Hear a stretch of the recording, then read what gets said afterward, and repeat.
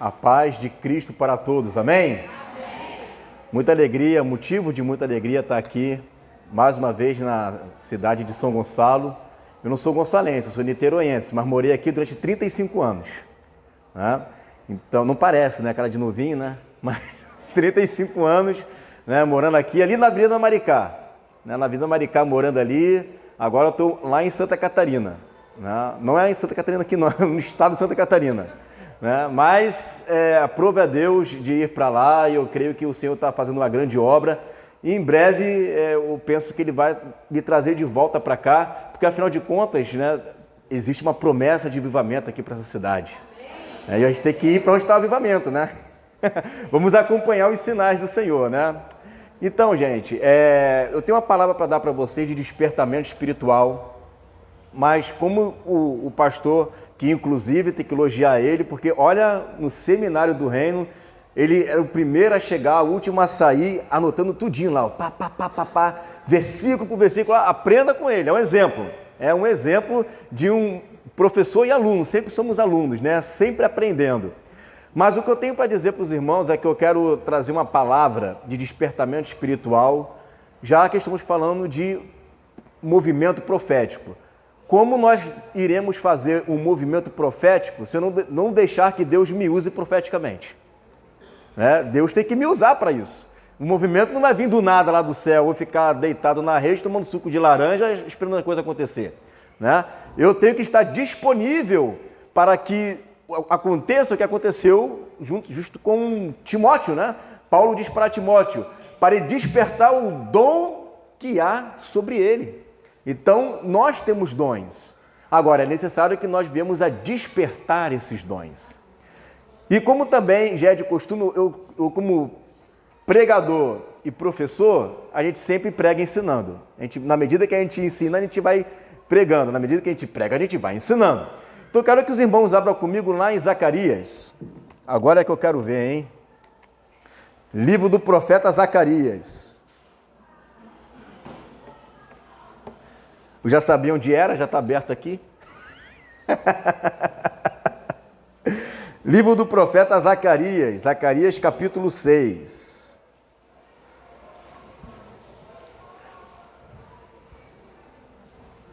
Amém?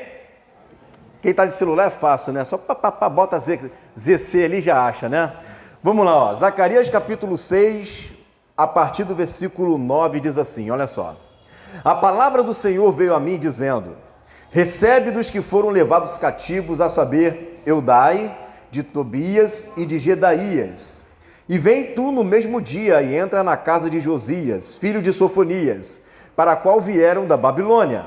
Recebe, digo, prata e ouro, e faze coroas, e põe-as na cabeça de Josué, filho de Zosadaque, o sumo sacerdote. E diz-lhe, assim diz o Senhor dos Exércitos, assim diz o Senhor dos Exércitos, eis que o homem cuja renovo, ele brotará do seu lugar e edificará o templo do Senhor. Ele mesmo edificará o templo do Senhor e será revestido de glória. Assentar-se-á no seu trono e dominará e será sacerdote no seu trono e reinará perfeita união entre ambos os ofícios.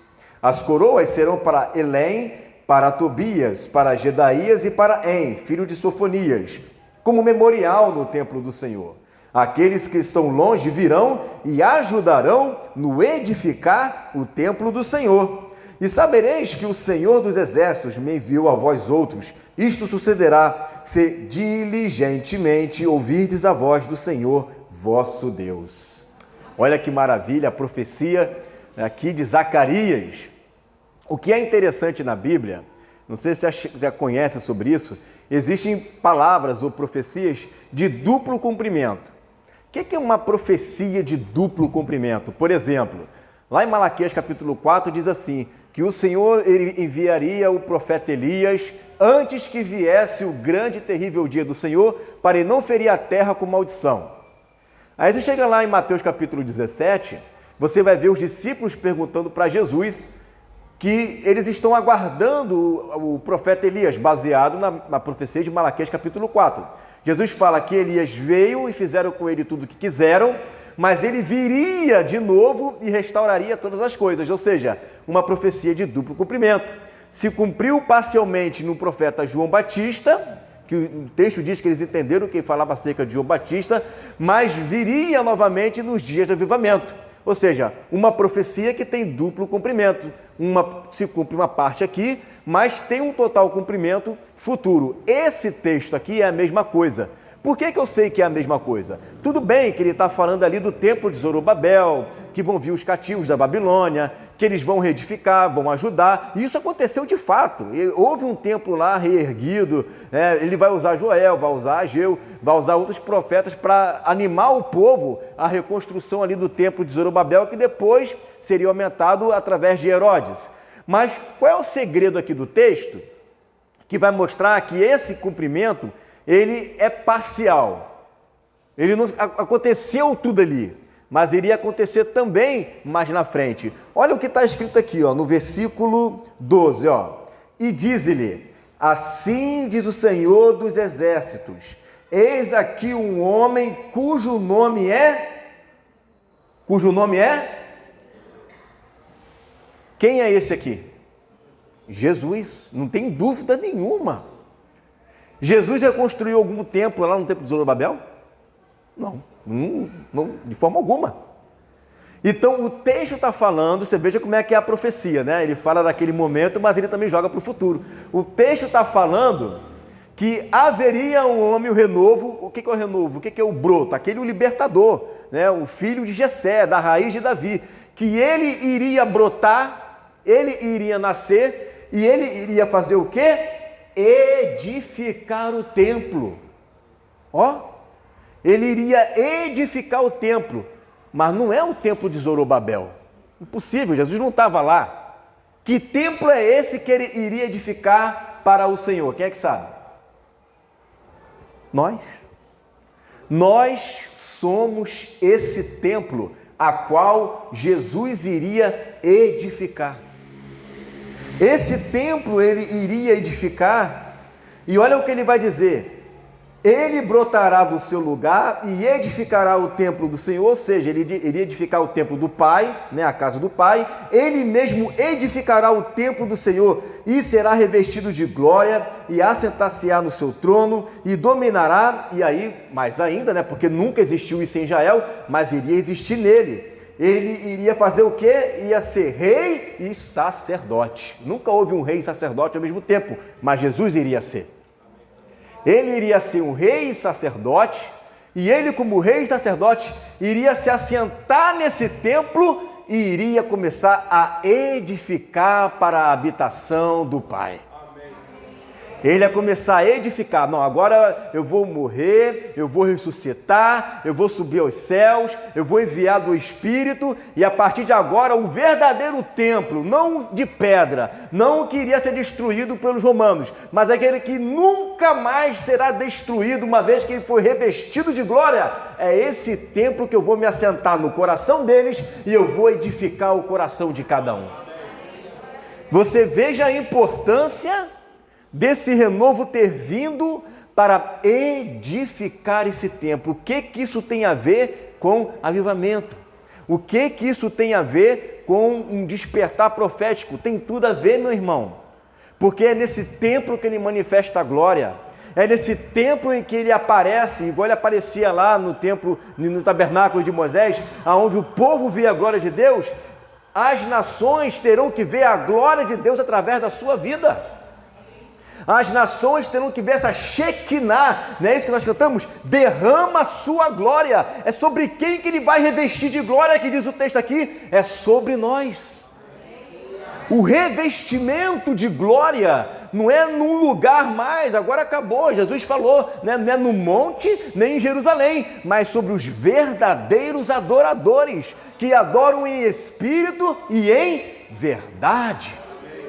Os que adoram em João 4,24, os que adoram em espírito e em verdade, é sobre eles que ele se assenta. Olha que interessante, porque se ele se assenta, ele está o quê? Dominando, ele está o quê? Reinando, ele está o quê? Governando, ele está sendo o meu Senhor.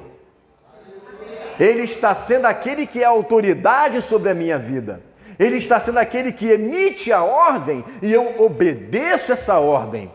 Ele é aquele que fala, eu ouço e, como diz o texto, diligentemente eu ouço a sua voz.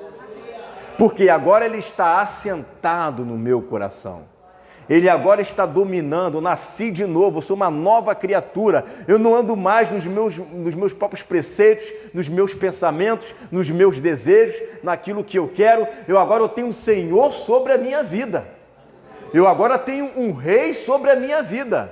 Eu tenho um mediador, um sacerdote no meu coração. E é necessário que eu ouça ele diligentemente. Olha que interessante. Se você puder abrir o texto, né, mas deixa marcadinho aí em Zacarias, lá em Efésios capítulo 2, quando você abre, eu vou bebendo água aqui.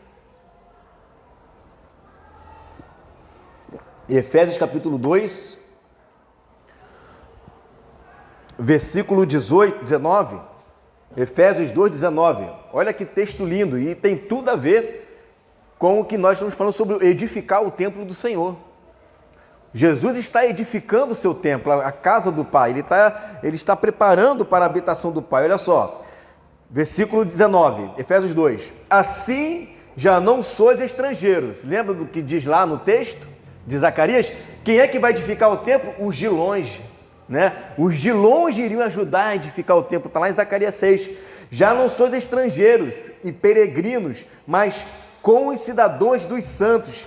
Sois famílias de Deus, edificados sobre o fundamento dos apóstolos e profetas, sendo ele mesmo, Cristo Jesus, a pedra angular, no qual todo edifício bem ajustado cresce para santuário dedicado ao Senhor, no qual também vós juntamente estáis sendo o quê?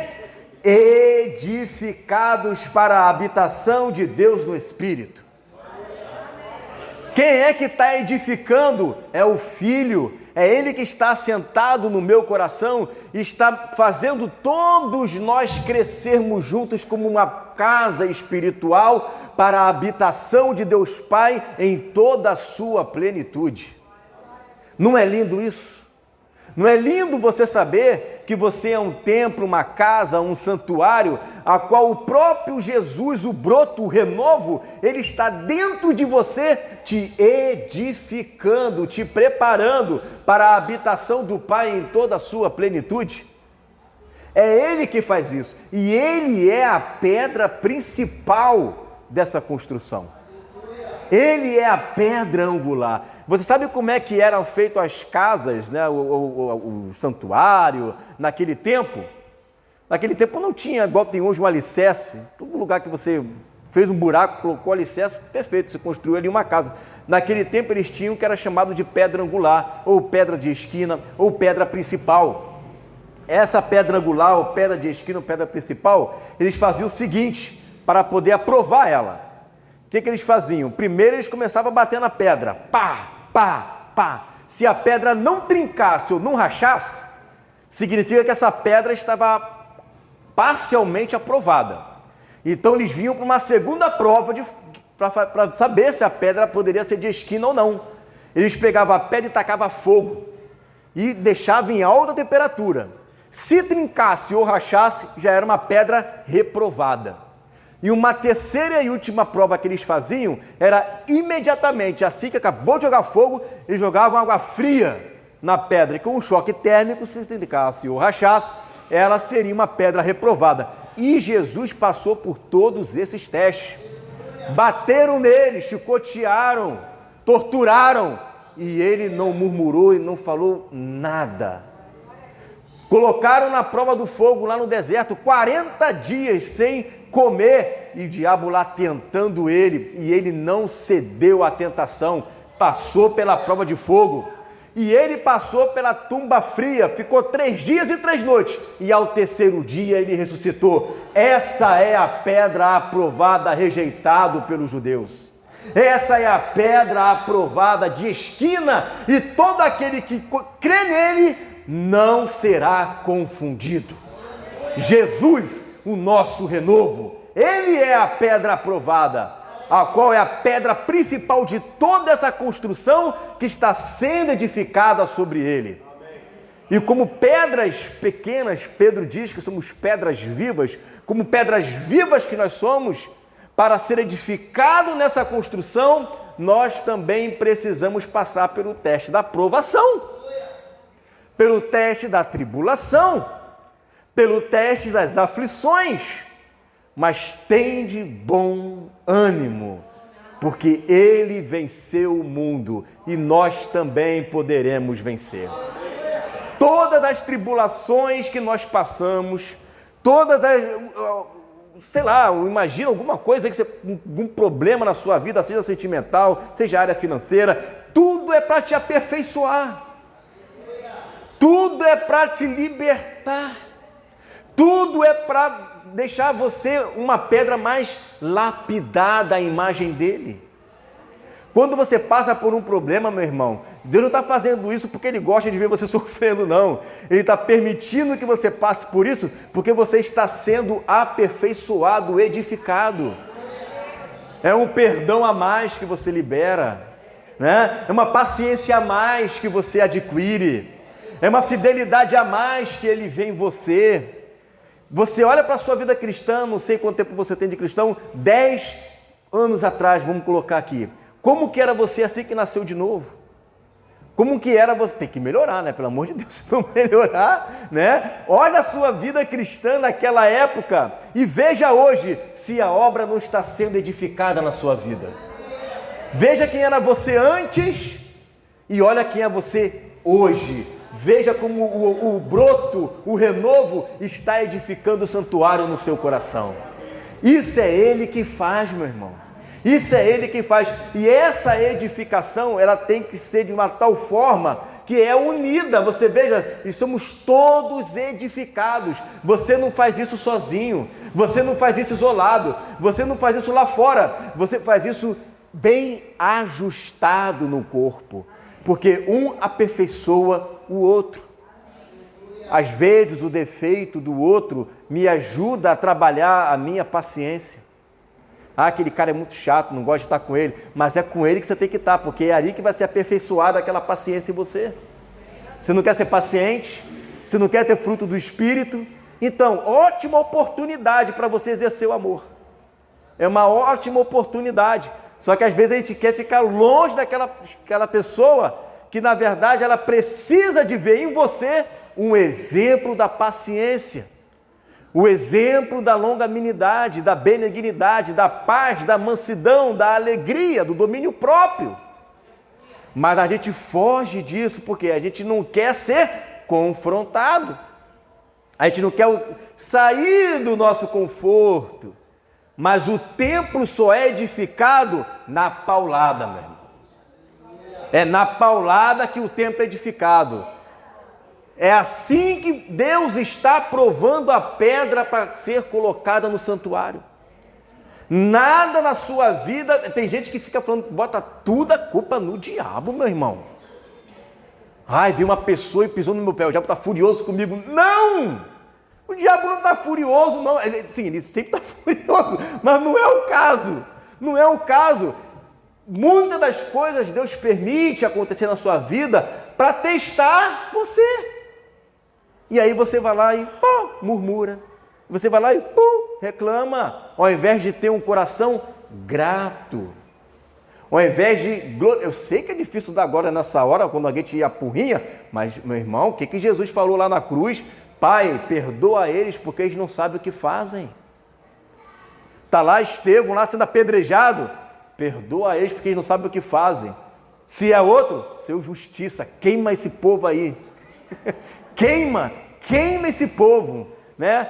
Perseguindo o Filho de Deus, taca fogo, queima, vai lá para o inferno. Isso não é sentimento de amor. Nunca vi a pessoa feliz porque a pessoa foi para o inferno. Né? Não pode, irmão. Deixa Deus edificar você à semelhança dele.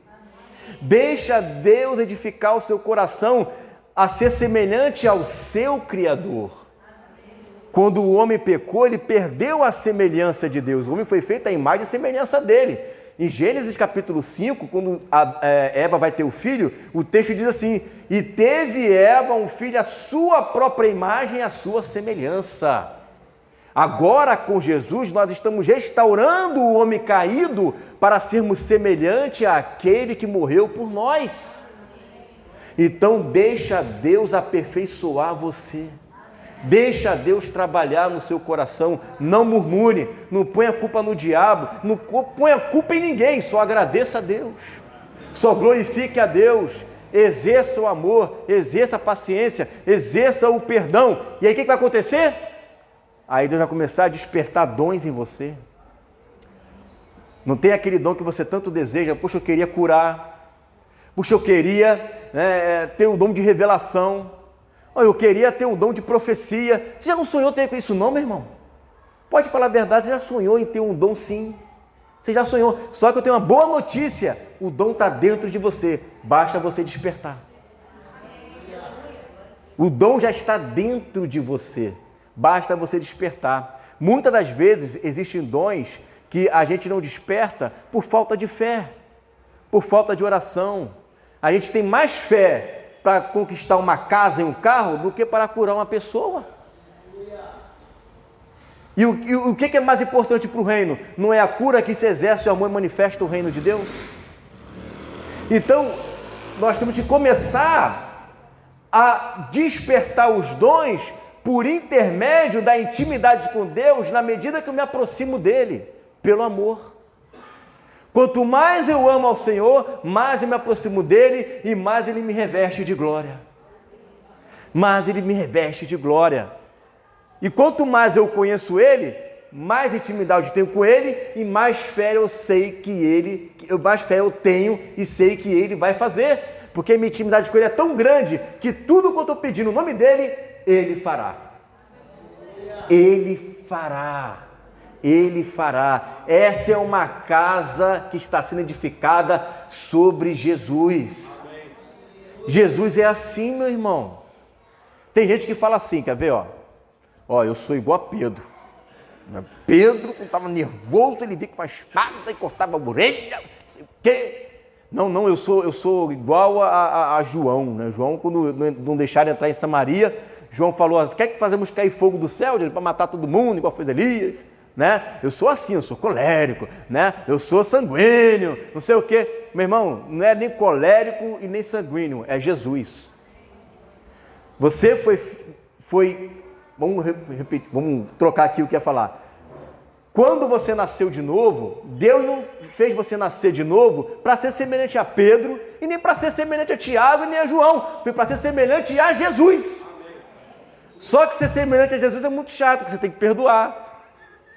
Você tem que ter paciência, você tem que ter uma palavra de mansidão, é muito chato, eu quero a espada, eu quero a pedra, né? Ser Jesus não dá, hoje não dá, né? Mas na realidade é Jesus e ponto final, não tem pra onde correr.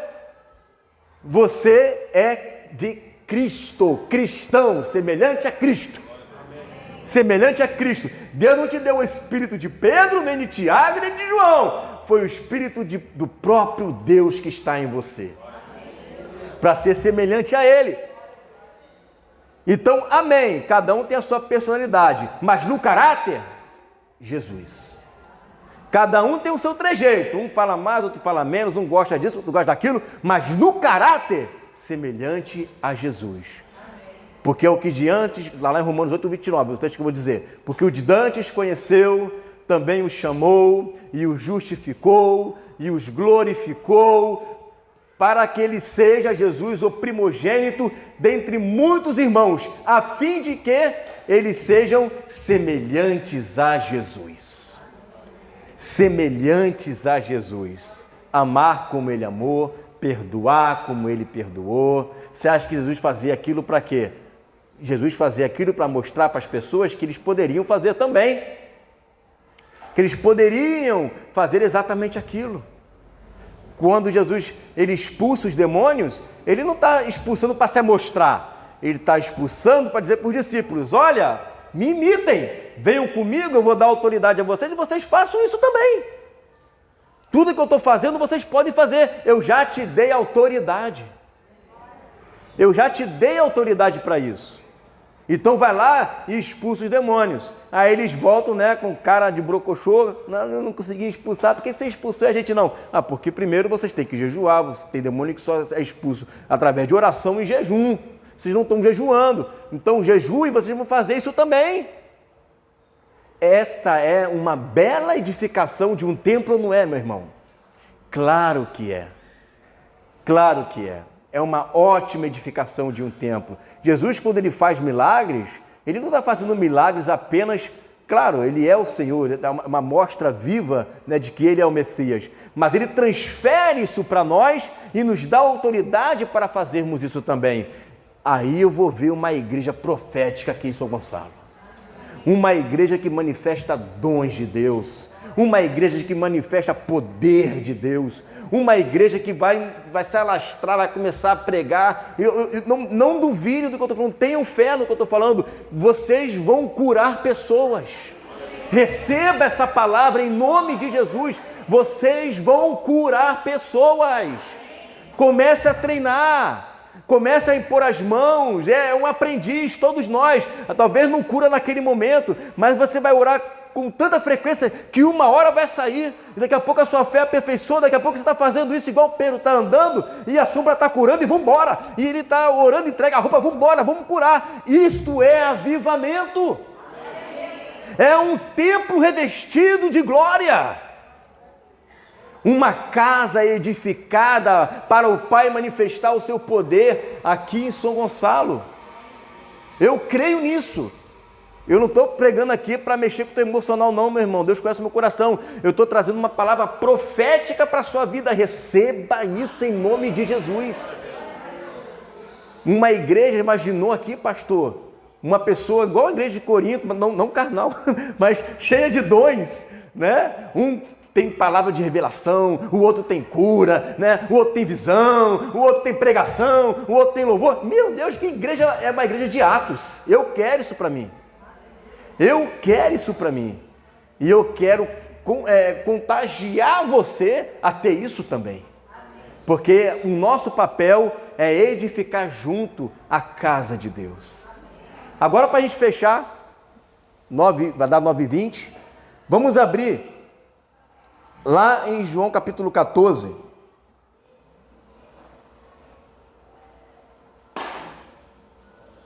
a partir do versículo 1, a gente vai ler alguns textos, e na medida que eu não vou explicar todos eles, só vou ler, mas na medida que eu ler, o Espírito já vai começar a ministrar no seu coração. Eu não vou nem explicar, eu vou ler e o Espírito vai ministrar, vai ensinar você. A unção ensina. Tá bom? Vamos lá aqui, ó. João capítulo 14. Não se turbe o vosso coração. Credes em Deus, crede também em mim. Na casa de meu Pai, no santuário, há muitas moradas. Se não for assim, eu não vou teria dito, pois vou preparar-vos lugar. E quando eu for e vos preparar lugar, eu voltarei e vos receberei para mim mesmo, porque para onde eu estou, estejais vós também. E vós sabeis o caminho para onde eu vou. Disse-lhe Tomé, Senhor, não sabemos para onde vais, como saber o caminho? Respondeu-lhe Jesus, eu sou o caminho e a verdade e a vida. Ninguém vem ao Pai, porque o Pai estava dentro dele, né? Ninguém vem ao Pai senão por mim. Se vós me tivesses conhecido, olha aí, gente, a importância de se conhecer e ter a intimidade com Deus. Se vocês tivessem me conhecido, vocês também teriam conhecido meu Pai. Ele está falando isso. Desde agora o conheces e o tendes visto. Por quê? Porque quem vê Jesus vê o Pai. Replicou-lhe Filipe, Senhor, mostra-nos o Pai, e isso nos basta. Disse-lhe Jesus, Filipe, há tanto tempo estou convosco e não me tens conhecido? Quem me vê a mim, vê o Pai. Como dizes tu, mostra-nos o Pai? Não crê que eu estou no Pai e o Pai está em mim? As palavras que eu vos digo, não as digo de mim mesmo, mas o Pai que permanece em mim faz as suas obras. Crede-me que estou no Pai e o Pai em mim. Crede ao menos por causa das mesmas obras, os sinais. Em verdade, olha só, antes de eu ler esse versículo aqui. Então você vê que ele foi preparar a casa para o Pai habitar. E ele está edificando essa casa E ele diz que iria voltar pelo Espírito e iria nos levar para ele mesmo, ou seja, nos levar para onde ele estava. Onde é que ele estava? No Pai. E o Pai estava nele. E hoje nós estamos nele, ou seja, nós fomos levados para ele mesmo. Nós estamos em Jesus e Jesus está em nós. E ele está edificando e preparando essa casa. E no momento em que ele edifica e prepara essa casa, ele está dizendo o seguinte, porque esta casa que está sendo edificada à semelhança de Jesus, que é a imagem do Pai. Porque ele é a casa. Jesus falou, né? Se eu derrubar esse templo, em 3 dias eu vou reconstruí-lo. O que era o templo? Era a casa do Pai, o santuário onde o Pai habita. Aí ele vai dizer o seguinte, olha, eu vou edificar essa casa de tal forma, vou deixar ela tão pronta, tão bela, que olha o que ele vai dizer aqui no versículo 12. Em verdade vos digo, que aquele que crê em mim, fará também as obras que eu faço, e outras maiores fará, porque eu vou para junto do Pai. Você crê nisso? Amém. Você crê que você fará as mesmas obras que... Gente, isso aqui é para quem crê. Fazer as mesmas obras de Jesus e maiores ainda. Eu creio. Jesus falou, eu creio que nós podemos fazer as mesmas obras que ele e maiores ainda. Por quê? Para que o Pai seja glorificado. Ou seja, temos que ser luz. Tem gente que fala assim, né? Jesus é a luz do mundo. Só que em João capítulo 9, Jesus fala, enquanto eu estou no mundo, eu sou a luz do mundo. Como é que Jesus é a luz do mundo se ele não está aqui no mundo? Ele não está aqui, ele está no céu. A responsabilidade de ser luz do mundo é minha e é de vocês. Nós é que temos que estar aqui para iluminar a cidade. E como que ele iluminava, gente? Através das obras. Os sinais comprovavam que tudo que ele fazia era o Pai aprovando a missão dele aqui na terra. Aí ele fala o seguinte, olha, mas isso aqui não é só para mim não. Você está achando que isso aqui é só para mim? Não. Vocês também são filhos de Deus. Não é só eu que sou filho de Deus, vocês também são. E eu vou dar autoridade para vocês, está em Mateus capítulo 10, versículo 10. Ele vai dar autoridade para curar os enfermos, purificar os leprosos, dar vista aos cegos, fazer mudos falarem, fazer mortos ressuscitarem e pregar o evangelho aos pobres. A autoridade está sobre nós. Nós já temos esta autoridade. Você já tem essa autoridade. O Espírito está dentro de você. Está dentro de cada um de nós. É o que Jesus falou, crê somente, crê e tu verás o quê? A glória de Deus. É só crer, meu irmão, é só crer, é só acreditar, é só ter fé no que Jesus falou. Lembra de Pedro quando estava lá no mar, Jesus veio andando, aí Jesus falou assim, Senhor, eu quero ir até onde o Senhor está, vem, bora, já está disponível, se você tem fé, vamos embora com Ele, vamos fazer as obras dEle. Vamos andar por sobre as águas de fato. Esse é o papel da igreja. O papel da igreja, se você for olhar para Atos, é o quê? Curar os enfermos, purificar os leprosos, dar vista aos cegos. Isso é o nosso papel. Esse é o nosso papel, meu irmão. E eu creio que se nós abraçarmos esta palavra com toda a fé e começar a praticar a partir de hoje, Deus vai mudar a história dessa cidade através da sua vida. Através da sua vida, meu irmão. Vários filhos de Deus aqui, semelhantes a Jesus, fazendo as obras dele, meu irmão. Essa igreja aqui vai ser igual a Pedro. Em um dia, 3.000 almas. Em um dia, 3.000 almas. Você crê? Vamos ficar de pé então?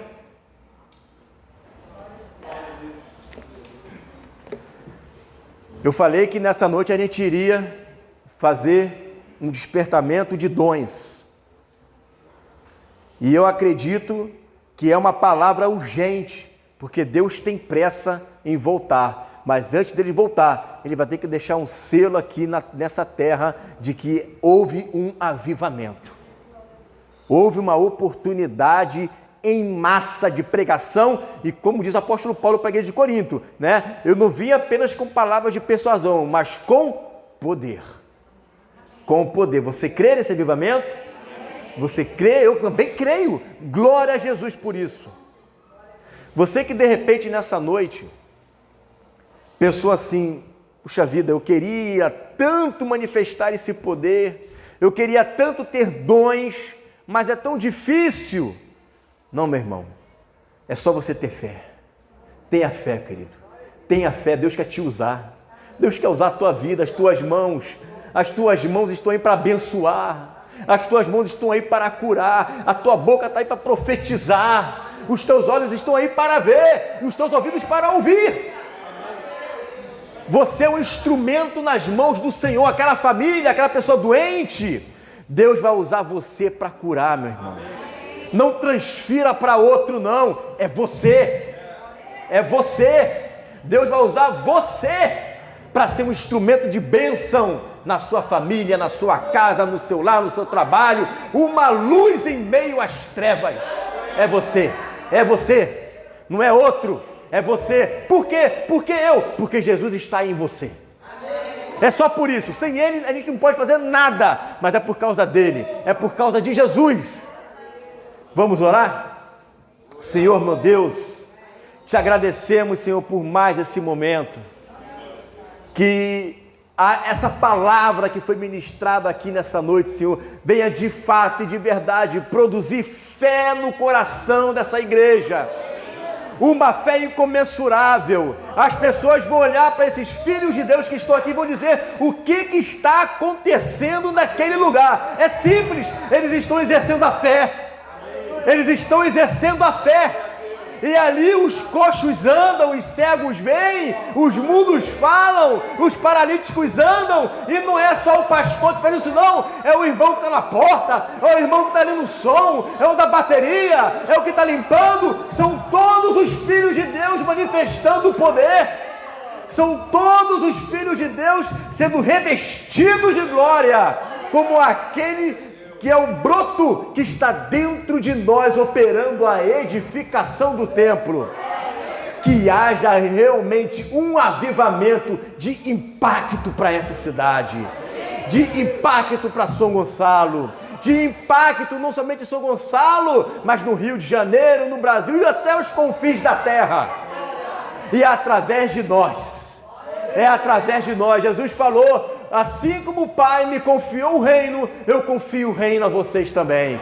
Houve uma transferência de fé, houve uma transferência de responsabilidade, houve uma transferência de glória. Agora nós também podemos fazer, porque eu tudo posso naquele que me fortalece. Eu posso todas as coisas naquele que me fortalece. Eu vou orar e vai acontecer. Eu vou orar e o Pai será glorificado. Eu vou orar e Jesus vai agir na minha vida, porque eu orei com fé, na obediência, sabendo que Ele é Deus, não por mim mesmo, não porque eu posso fazer, não, mas é porque Jesus Cristo é o Senhor. É Ele, é por Ele, glória, pois a Ele eternamente, amém. É por causa de Jesus.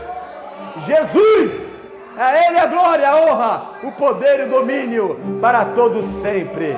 Amém e amém. Glória a Deus. Aleluia.